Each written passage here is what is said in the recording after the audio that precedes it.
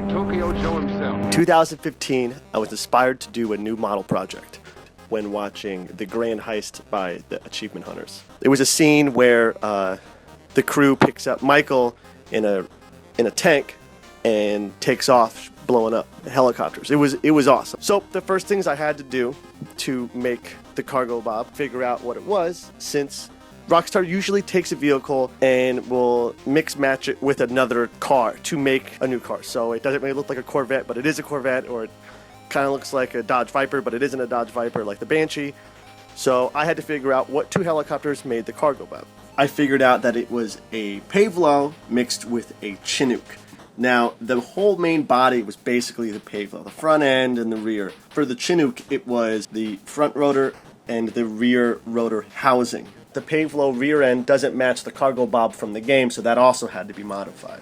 As you can see from this photo here, rear rotor and the front rotor attached from the Chinook to the Pavlo, and the modified rear end of the Pavlo to do with so you couldn't see any seams. So it was, applying and reapplying things of putty and sanding. It's probably a good 3 to 4 hours of sanding altogether. You'll also see that Jack's character in GTA is in there. Once that was together, I obviously had a bunch of reference photos, and I even have the game, so I was able to really, go around and make sure I had all the detail. The decals were pretty simple. I actually found someone on eBay, and I have a bunch of decals lying around, so I tried to get as close as I could to the actual cargo bob. Obviously, there are some other things on there. The vents on the left and right sides, those were scratch built. Did it from strips of styrene.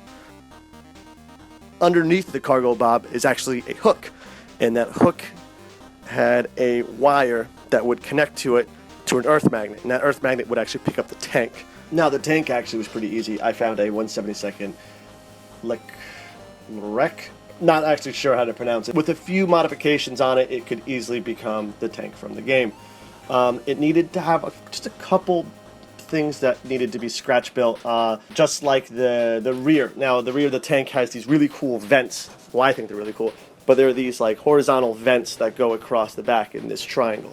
There are these horizontal vents that go across the rear in this little rectangle. So what I did was I just cut it out with my Dremel, and I proceeded to put pieces of styrene in to make the vents, or the vent.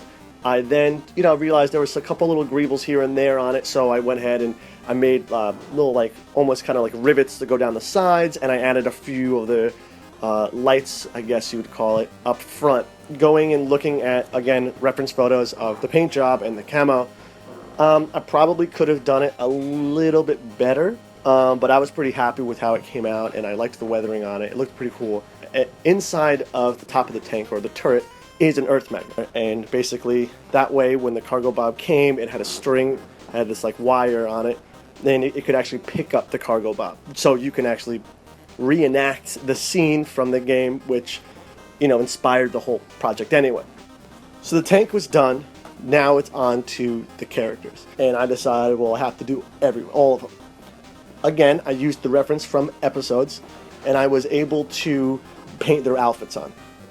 Ray's was pretty difficult. He had a hoodie on, so I had to use some extra putty and sculpt the hoodie so it looked like the hood was on. Gavin's character came out great with the parachute on the back, and I had a blast doing it though, and it was awesome. Every single character's there. I decided once I was finished to send this over to Rooster Teeth. I wanted the Achievement Hunters to have this, just as a thank you for making so many hours of content, and bad luck, it got lost in the mail.